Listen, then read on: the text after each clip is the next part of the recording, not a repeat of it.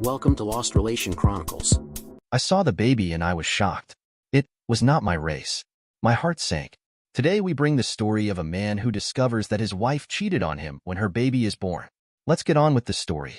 When my wife was 6 months pregnant, we were thrilled to learn that we were expecting a boy. We celebrated with a baby shower and made all the necessary preparations for our expanding family. With a 5-year-old son already, we thought we could reuse some of his things. When the day of labor arrived, I stood by my wife's side, no stranger to the birthing process, having been through it 5 years ago. Looking back, as our firstborn grew older, I started having doubts about whether he was truly mine. Despite having doubts, I was overjoyed when he was born, as I had married my best friend. At 29, I am happily married to my 27-year-old wife. We quickly became best friends after meeting at a park and had been together for 5 years. Our son was conceived shortly after we became intimate, so suspicions of infidelity didn't cross my mind. However, as our son grew, I couldn't shake the feeling that he didn't look like me at all. The differences became more apparent, and I found myself questioning his paternity. His features seemed vastly different from what I expected a child of mine to look like. I have nieces and nephews, and my wife has her own, but our son didn't resemble anyone on my side of the family. What added to my concerns was my wife's behavior. There were inconsistencies in her schedule, and she often went out without a clear explanation of where she was going. One incident stood out when she claimed to be visiting a friend in the hospital, causing me to leave work early to relieve the babysitter. However, I later discovered through social media that the friend was on vacation at the time. In that intense moment in the delivery room, as my wife was going through the pain of labor, I found myself standing by her side, holding her hand tightly. The atmosphere was charged with anticipation, and I could feel the weight of the impending delivery.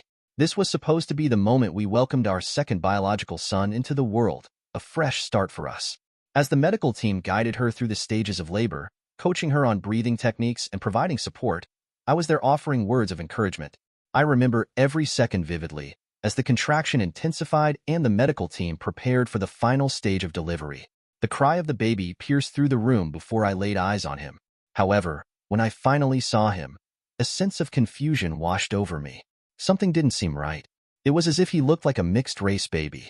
Oddly, all the medical staff, except for the doctor, acted like everything was normal. The doctor, though, gave me a look that cut through the tension, almost as if he was confirming my own racial identity before recomposing himself. This unexpected twist added another layer of complexity to the doubts that had been lingering in my mind. It's a moment that marked the most traumatic experience of my life, surpassing even the birth of our firstborn. As I stood there, I couldn't shake the feeling that something was amiss, and the look from the doctor only deepened my sense of unease. The glaringly obvious difference in the baby's race hit me like a ton of bricks. Frozen in disbelief, I stood there as everyone around us acted like it was a perfectly normal occurrence. The grip of my wife's fingers around my palm grew tighter, and I felt my world closing in. It wasn't until after the medical team left the room that I regained control of myself. The need to confront her was overwhelming, but she was too tired and sleepy from the ordeal. I walked out of the hospital, refusing to help her and avoiding any involvement, leaving her family to assist her and the baby back home. I couldn't bear to be around, let alone sign the birth certificate. The side of the family that perceives me as a terrible person doesn't know the truth, that she was the one who cheated. Shortly after, I decided to do a DNA test on my 5-year-old son. The day I received the results marked the day I filed for separation from what had become a sham of a marriage. I served her divorce papers while she was still recovering from childbirth. My mom and sister were there, having helped her out of the hospital, and they turned combative when I served her the divorce papers. They called me a deadbeat and an irresponsible father, following me around the house, attempting to provoke a violent reaction. I knew their game, to incite violence so they could use it against me in the divorce process. Up until that point, I had been a devoted father to her son, loving him with all my heart. But now, seeing him fills me with disdain. Disdain for the 5 years I wasted, and disdain for not trusting my instincts. Now, I'm left with virtually nothing. People call me a monster for leaving my son, but they don't know the whole story. I packed a few clothes and stayed at an extended stay hotel, biding my time until I found an apartment. I left everything, even my furniture, behind with her. Moreover, she contributed some of it, but I'd rather she have it all. I don't want anything from my old life that might remind me of her. Even when I was at the hotel, and she didn't know where I was, she tried multiple times to guilt me into coming back. She went to the extent of having our 5-year-old call me at random hours of the night, crying and begging for his daddy to come back home. It was a manipulative tactic to torture me further, as if she hadn't done enough. She constantly told me how much damage I was doing to the family.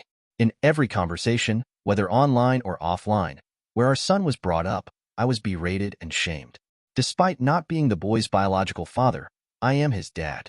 It's a painful reality that despite my commitment and love for him, the continuous betrayal and infidelity overshadowed everything. Throughout our marriage, she cheated on me repeatedly, eroding the trust and foundation of our relationship. To make matters worse, she used our mutual friends to gang up against me. As a result, I distanced myself from most of them, as they labeled me a despicable person for abandoning the child. My parents and siblings have been a source of support, understanding the complexity of it all, especially since they've bonded with her son and babysat for us. But even their support doesn't erase the pain and confusion I'm going through. It's disheartening to realize that, for some friends and family, my feelings don't seem to matter much. They expect me to man up and continue playing a role that isn't mine, despite the fact that a DNA test has proven the child isn't biologically mine. The pressure to be a father to a child born out of my wife's betrayal is intense. It's frustrating that my feelings are being dismissed or misunderstood. I've come to the realization that, in many people's eyes, I'm supposed to put aside my pain, betrayal, and emasculation to continue being there for a child who isn't biologically mine. The accusations that I never loved him, or was always looking for a way out, only add to the emotional burden. The expectation that I should continue to be a father to a child born out of infidelity is difficult to bear. It's not realistic to expect me to maintain that role as we go through a divorce and I pursue a disestablishment of paternity. The emotional toll of being cheated on, lied to, and used by someone who hasn't been truthful about her actions is profound. I still have my own life and feelings to consider. While I love the child like my own, the idea of playing a role that isn't truly mine is becoming increasingly difficult. It's not about abandoning an innocent child, but rather about recognizing the reality of the situation and taking back control of my own life. It's crucial to make it clear that I don't harbor any resentment towards the child.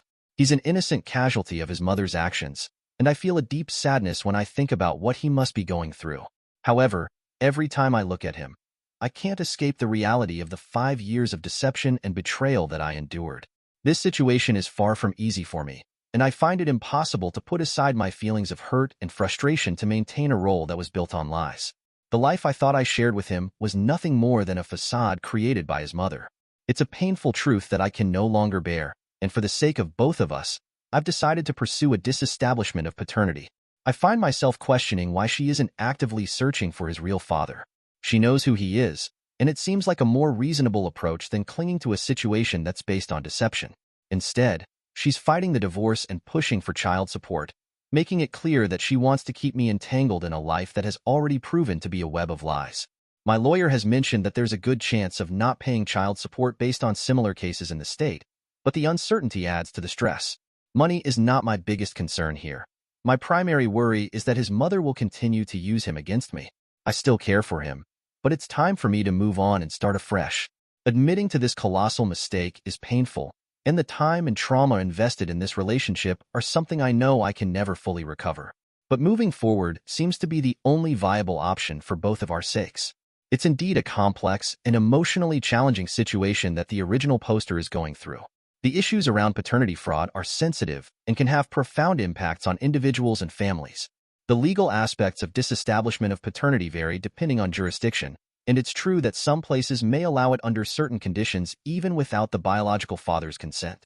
The shift towards prioritizing the welfare of the child, often at the expense of the legal father, is a significant concern that has been discussed in various contexts.